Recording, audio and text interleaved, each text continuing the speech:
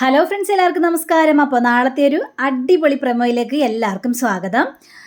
അങ്ങനെ നമ്മുടെ സുമിത്ര ഭയങ്കര കരച്ചിലാണ്. അപ്പോൾ സരസ്വതിയമ്മ ഉണ്ടായ കാര്യങ്ങൾ മുഴുവനും പറയുകയാണ്. അപ്പോൾ സുമിത്രയ്ക്ക് ദേഷ്യം വന്നിട്ട്, എന്താ അമ്മ എന്നിട്ട് അമ്മ എന്നോട് സത്യങ്ങളൊന്നും മുഴുവനും പറയാതിരുന്നത് എന്താണ്? ദൈവമേ, ഇപ്പം എന്തായിരിക്കും അവിടെ സംഭവിച്ചിട്ടുണ്ടാവും? എനിക്ക് എൻ്റെ മോളെ ഇപ്പം തന്നെ കാണണമെന്നും സരസ്വതിയമ്മയോട് പറയുകയാണ് സുമിത്ര.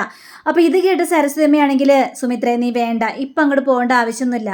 അതിന് മാത്രം ശീതളും സച്ചിനും തമ്മിൽ യാതൊരു പ്രശ്നവും ഇല്ല.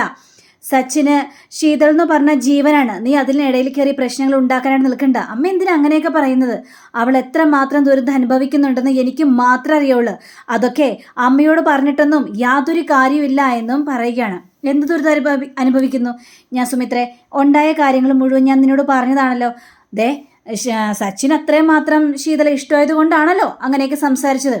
എന്തിഷ്ടം? അവന് യാതൊരു ഇഷ്ടവും ഇല്ല. എനിക്ക് ഏതായാലും എൻ്റെ മോളെ കണ്ടേ മതിയാവുള്ളൂ. അവൾക്ക് എന്നോട് എന്താ പറയാനുള്ളതെന്ന് എനിക്കറിയണം. ഇവിടെ ശീതള വന്നിട്ട് അമ്മ എന്നോടൊരു വാക്കുപോലും പറഞ്ഞില്ല. അതെല്ലാം അമ്മ മറച്ചു വെച്ചു. എന്നിട്ട് ഞാൻ ഇനി മിണ്ടാതിരിക്കണമെന്നാണോ? ഒരിക്കലുമില്ല. എനിക്ക് എൻ്റെ കൊച്ചിനെ കാണാമെന്ന് പറഞ്ഞുകൊണ്ട് സുമിത്ര ഭയങ്കര വാശി പിടിക്കുകയാണ്. അങ്ങോട്ട് പോവുകയാണ്. അപ്പോൾ സരസ്വതി അമ്മയാണെങ്കിൽ, പിന്നെ ഇനിയിപ്പോൾ ശീതളിൻ്റെ കുടുംബ ജീവിതം തകർത്താലേ അവൾക്ക് സമാധാനമാവുള്ളൂ. ഇനി ശീതളും കൂടി ഈ വീട്ടിലേക്ക് വന്ന് താമസിച്ചു കഴിഞ്ഞിട്ടുണ്ടെങ്കിൽ പിന്നെ ഞാൻ എന്ത് ചെയ്യും? എനിക്കൊരു സ്വാതന്ത്ര്യം ഇവിടെ ഉണ്ടാവില്ല എന്നൊക്കെ പറഞ്ഞുകൊണ്ട് സരസ്വതി അമ്മ കുണുകുണാന്നിങ്ങനെ സംസാരിക്കുകയാണ്. ഇതേ സമയം തന്നെ നമ്മുടെ പങ്കജും അതേപോലെ തന്നെ പൂജയും കൂടി ഇങ്ങനെ പോയിക്കൊണ്ടിരിക്കുകയാണല്ലോ. അപ്പോൾ പൂജ ഇങ്ങനെ ചോദിക്കുന്നുണ്ട്, പങ്കജ് നീ ഇത് എങ്ങോട്ടാണ് പോകുന്നത്? എങ്ങോട്ടാണെങ്കിലും പറഞ്ഞൂടെ എന്ന് ചോദിച്ചു കഴിഞ്ഞപ്പോഴേക്കും പൂജയെ, അതിപ്പോൾ പറഞ്ഞാലൊന്നും ശരിയാവില്ല. ഞാൻ പറഞ്ഞല്ലോ, അതൊരു സർപ്രൈസാണ്. അപ്പോൾ ആ സർപ്രൈസ് പൊളിക്കുന്നത് ശരിയില്ലല്ലോ. അതെ, ഇപ്പം നീ കണ്ടല്ലോ, ഡ്രസ്സുകളെല്ലാം എടുത്തത് പ്രായമുള്ളവർക്ക് വേണ്ടി തന്നെയാണ്. അത് അവിടെ ചെല്ലുമ്പോൾ കാര്യങ്ങളെല്ലാം മനസ്സിലാവും. അപ്പോൾ പൂജയ്ക്ക് വീണ്ടും ടെൻഷൻ കൂടിയിരിക്കുകയാണ്. ഇത് എന്താണ് പങ്കജ്, ഇത് എങ്ങോട്ടാണ് പോകുന്നത്? ആലോചിച്ചിട്ട് ഒരു എത്തും പിടിയും കിട്ടുന്നില്ലല്ലോ. ഇവനിപ്പോൾ ദൈവമേ, ഇനിയിപ്പോൾ എന്തെങ്കിലും പ്രശ്നത്തിനാണോ എന്നുള്ളൊരു ചിന്തിച്ചാണ് പൂജയും നിൽക്കുന്നത്. ഇനി പങ്കജിനോടൊന്നും ചോദിച്ചിട്ട് കാര്യമില്ല. പങ്കജ് സത്യം പറയില്ലെന്ന് നമ്മുടെ പൂജയ്ക്ക് മനസ്സിലായി. അപ്പോൾ പൂജ മിണ്ടാതിരിക്കുകയാണ്. അപ്പോൾ പങ്കജിൻ്റെ മനസ്സിൽ പല ഐഡിയകളുണ്ടല്ലോ. ഈ പൂജയുടെ മനസ്സ് എങ്ങനെയെങ്കിലും മാറ്റിയെടുക്കണം. അപ്പുവിൽ നിന്ന് അകന്ന് പങ്കജിനോട് അടുക്കണം. എന്നിട്ട് അവളെ കല്യാണം കഴിച്ച് അവളെ പിടിച്ച് ദ്രോഹിക്കണം. ഇതുമാത്രമാണ് പങ്കജിൻ്റെ ഉദ്ദേശം. പക്ഷേ പൂജ ഇതൊന്നും മനസ്സിലാക്കുന്നില്ല. പക്ഷേ നമ്മുടെ അപ്പുവിന് കാര്യങ്ങളെല്ലാം അറിയാം.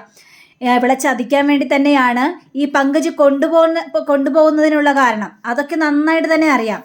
അങ്ങനെ നമ്മുടെ സരസ്വതി അമ്മ ഇങ്ങനെ ഇരിക്കുകയാണ്. അപ്പോൾ സരസ്വതി അമ്മ ഇങ്ങനെ ഇരിക്കുന്ന സമയത്ത് പെട്ടെന്ന് സരസ്വതി അമ്മയ്ക്ക് ഒരു കോള് വരികയാണ്. അത് ഈ അരവിന്ദൻ്റെ കോളായിരുന്നു. കാരണം അനിരുദ്ധ് എവിടെയുണ്ടെന്നൊക്കെ അന്വേഷിക്കണമല്ലോ.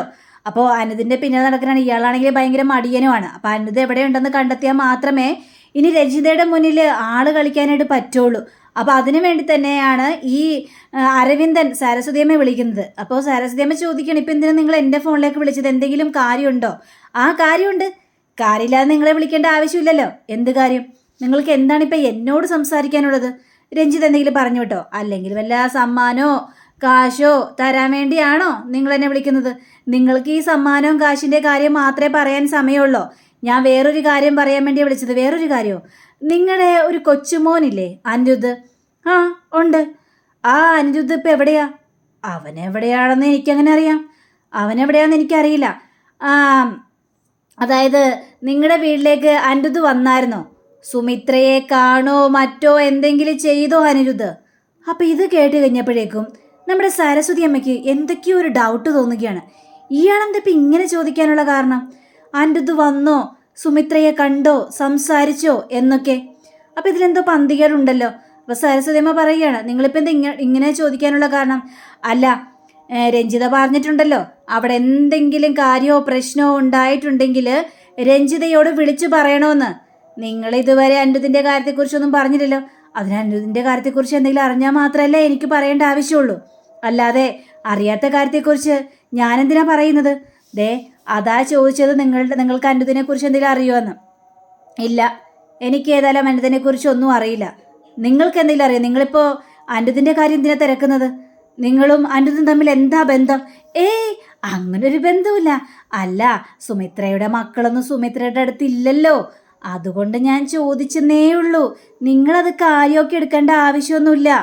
പിന്നെ അനന്യയൊക്കെ കണ്ടെന്നാണല്ലോ പറയുന്നത്. അപ്പോൾ അനന്യയുടെ കൂടെ അനിരുദ്ധം ഉണ്ടോ? പിന്നെ മക്കളെല്ലാം എവിടെയാണ് എന്നൊന്നും യാതൊരു അറിവുമില്ലല്ലോ. അതുകൊണ്ട് ചുമ്മാ ചോദിച്ചതാണ്. ആയിക്കോട്ടെ എന്നൊക്കെ പറഞ്ഞ് അവിടെ ഫോൺ വെക്കുകയാണ്. അപ്പോൾ സരസ്വതിയമ്മയ്ക്ക് വീണ്ടും സംശയങ്ങളൊക്കെ കൂടി വരികയാണ്. എന്തിനായിരിക്കും ഇങ്ങനെ പറഞ്ഞിട്ടുണ്ടാവുക? അങ്ങനെ പറയേണ്ട കാര്യമൊന്നും ഇല്ലല്ലോ. അനിരുദ്ധിനെ ഇയാൾക്ക് എങ്ങനെ അറിയാം? അല്ല, ഈ വക്കീലിനെ കാണാൻ പോണ കാര്യമാണ് ഇടയ്ക്കിടയ്ക്ക് എന്നോട് ചോദിക്കാറുള്ളത്. ഇപ്പോൾ ദേ അനിരുദ്ധിൻ്റെ കാര്യം ചോദിച്ചിരിക്കുന്നു. സുമിത്രയെ കാണാനായിട്ട് അനിരുദ്ധ് വന്നോ എന്ന്. ഇനിയിപ്പോൾ ഇവർക്ക് വല്ല അറിയോ അനിരുദ്ധ് എവിടെയുണ്ടെന്ന്? അപ്പോൾ സംശയങ്ങൾ ഇങ്ങനെ കൂടി വരികയാണ്. അങ്ങനെ നമ്മുടെ പങ്കജും അതേപോലെ തന്നെ പൂജയും കൂടി ആ ഒരു വൃദ്ധസദനത്തിലേക്ക് എത്തുകയാണ്. നമ്മുടെ സരസ്വതിയമ്മ കിടന്ന ആ വൃദ്ധസദനമില്ലേ, അതെ, അവിടെ തന്നെയാണ് ഇവരെത്തിയിരിക്കുന്നത്. അപ്പോൾ പൂജ ഇത് കണ്ടു കഴിഞ്ഞപ്പോഴേക്കും ഇതെന്താ പങ്കജ ഇവിടെ വൃദ്ധസദനം? ദൈവമേ, ഇത് അച്ചമ്മ കിടന്ന വൃദ്ധസദനം അല്ലേ? ഇതെന്തിനാ പങ്കജ് ഇപ്പം ഇങ്ങോട്ട് വന്നിരിക്കുന്നത് എന്ന് ചോദിക്കുകയാണ്. അപ്പോൾ പങ്കജ് പറയുകയാണ്, എന്താ പൂജെ, നീ എന്തൊരു അതിശയത്തോടു കൂടി തന്നെ നോക്കുന്നത്? അല്ല, ഇത് വൃദ്ധസദനം അല്ലേ?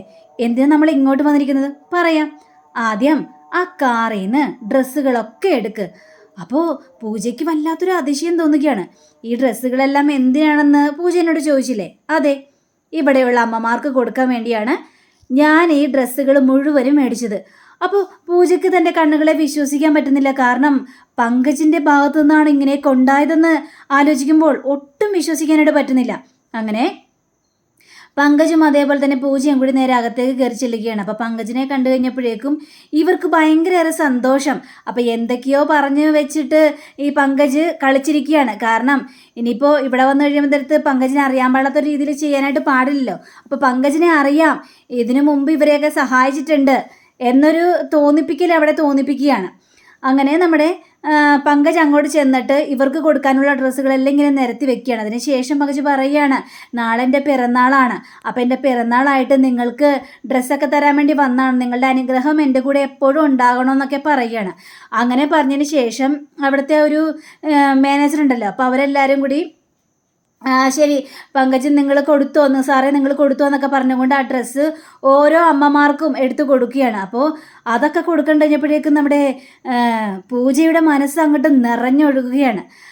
പൂജയ്ക്ക് അങ്ങനെയൊക്കെ ചെയ്യുന്നത് വലിയ ഇഷ്ടമുള്ള കാര്യമാണെന്ന് പങ്കജിനറിയാം. പങ്കജാണെങ്കിൽ ഇടയ്ക്കിടയ്ക്ക് ഇടം കണ്ണ് വെച്ച് നമ്മുടെ പൂജയെ നോക്കുന്നുണ്ട്, പൂജയുടെ ആ മുഖത്തെ എക്സ്പ്രഷൻ അറിയാനായിട്ട് വേണ്ടി. അങ്ങനെ സമ്മാനങ്ങളെല്ലാം കൊടുക്കുകയാണ്. ഈ അമ്മമാരെല്ലാവരും കൂടി ചേർന്ന് പങ്കജിനെ അനുഗ്രഹിക്കുകയും ചെയ്യണം. അപ്പോൾ അതും കൂടി കണ്ടു കഴിഞ്ഞപ്പോഴേക്കും പൂജയ്ക്ക് തൃപ്തിയായി. അങ്ങനെ ഇവർ രണ്ടുപേരും സമ്മാനങ്ങളെല്ലാം കൊടുത്ത് നേരെ ഇറങ്ങുകയാണ്. അപ്പോൾ പങ്കജ് എന്നാലും ഇങ്ങോട്ടായിരുന്നല്ലേ വന്നത്. എന്നാലും പങ്കജ് ചെയ്തത് ഏറ്റവും വലിയൊരു കാര്യമാണ്. കാരണം ആരുമില്ലാത്ത അമ്മമാരാണ് അവിടെ കിടക്കുന്നത്. എൻ്റെ അച്ചമ്മയും ഇതേപോലെ ഇവിടെ കിടന്നിട്ടുണ്ട്. പക്ഷേ അച്ചമ്മയെ എങ്ങനെയൊക്കെ അവിടെ നിന്ന് ചാടി. അച്ചമ്മയുടെ സ്വഭാവം അങ്ങനെയാണേ, അതുകൊണ്ടാ. പക്ഷേ എനിക്ക് ഇവരെയൊക്കെ സഹായിക്കുന്നത് ഒരുപാട് ഇഷ്ടമാണ് പങ്കജെ എന്നും പറഞ്ഞുകൊണ്ട്, എനിക്കറിയാം, എനിക്ക് ഇവരെയൊക്കെ സഹായിക്കുന്നത് ഇഷ്ടമാണ്. അതെല്ലാത്തിനും കാരണം പൂജ തന്നെയാണ്. പൂജയുടെ കൂടെ ഞാൻ എന്ന് മുതൽ കൂടിയോ അന്ന് മുതൽ എൻ്റെ മനസ്സ് നന്നാവാനായിട്ട് തുടങ്ങിയെന്ന് പറഞ്ഞുകൊണ്ട് പൂജയെ ഇംപ്രസ് ചെയ്യുന്ന രീതിയിൽ പങ്കജ് അവിടെ സംസാരിക്കുകയാണ്. അങ്ങനെ പിന്നീട് നമ്മുടെ സുമിത്ര നേരെ ശീതളിൻ്റെ വീട്ടിലേക്ക് ചെല്ലുകയാണ്. അപ്പോൾ ശീതളിൻ്റെ വീട്ടിലേക്ക് ചെന്ന് ശീതൾ കഥ ഓർക്കണം, അമ്മയോ മോളെ നിന്നെ എത്ര പ്രാവശ്യം ഞാൻ വിളിച്ചു മോളെ, നീ എന്താണ് ഫോൺ എടുക്കാത്തത്? അമ്മേ അത് പിന്നെ ഞാൻ ശ്രദ്ധിച്ചില്ല, ഞാൻ ഒരേ പണിയിലായിരുന്നു അമ്മേ. നീ എന്തു പണിയിൽ? എന്നിട്ട് വീട്ടിൽ വന്നിട്ട് നീ എന്നെ കാണാൻ നിന്നില്ലല്ലോ. അമ്മ അത് പിന്നെ അച്ചമ്മ പറഞ്ഞുകൊണ്ട് ഞാൻ അച്ചമ്മയിൽ നിന്ന് എല്ലാ കാര്യങ്ങളും അറിഞ്ഞു. നിന്നോട് ഭയങ്കര സ്നേഹമാണെന്നാണല്ലോ പറയുന്നത്. സച്ചിന് നിന്നോടുള്ള സ്നേഹം ഞാൻ മനസ്സിലാക്കിയതാണല്ലോ. നിന്റെ കഴുത്തിലും കയ്യിലും പൊള്ളിയതും മാന്തിയതുമായിട്ടുള്ള പാടുകൾ, നിന്നെ ഉപദ്രവിച്ചായിട്ട് പാടുകളിലെ ഞാൻ കണ്ടതാണല്ലോ. അതുകൊണ്ട് സച്ചിൻ്റെ സ്നേഹത്തെക്കുറിച്ചൊന്നും നീ എന്നോട് കൂടുതൽ പറയരുത് ശീതളെ എന്നും പറഞ്ഞുകൊണ്ട് അവിടെ കാര്യങ്ങൾ പറയുകയാണ്. അപ്പോൾ ശീതള ഭയങ്കര സങ്കടം തോന്നുകയാണ്. അപ്പോൾ നാളെ ഇനി എന്തായിരിക്കും സംഭവിക്കാനായിട്ട് പോകുന്നത്? സരസ്വതിയുടെ ചെവിയിൽ ഇങ്ങനൊരു ന്യൂസ് എത്തിയിരിക്കുകയാണ്, അനിരുദ്ധ് എന്നുള്ള ന്യൂസ്. അപ്പോൾ ഏതായാലും സംഗതികൾ നമ്മുടെ സരസ്വതി അമ്മ കണ്ടെത്തുക തന്നെ ചെയ്യും. അപ്പോൾ ഈ പ്രേമയെയും ഈ അനന്യ പൊളിച്ചെടുക്കുന്ന നല്ല രംഗങ്ങളുണ്ട്. ഒരിക്കലും നമ്മുടെ അനന്യയ്ക്ക് അനിരുദ്ധിനെ വിട്ടുകളയാനായിട്ട് പറ്റില്ല. പിന്നെ അനന്യയുടെ നാവിൽ നിന്നും നമ്മുടെ അനിരുദ്ധ സത്യങ്ങളെല്ലാം തിരിച്ചറിയണം. അപ്പോൾ എല്ലാവരും നാളത്തെ എപ്പിസോഡിന് വേണ്ടി കാത്തിരിക്കണേ. അപ്പോൾ എല്ലാവർക്കും നല്ലൊരു ശുഭരാത്രി ആശംസിച്ചുകൊണ്ട് തന്നെ നമസ്കാരം. Thank you. See you again. By.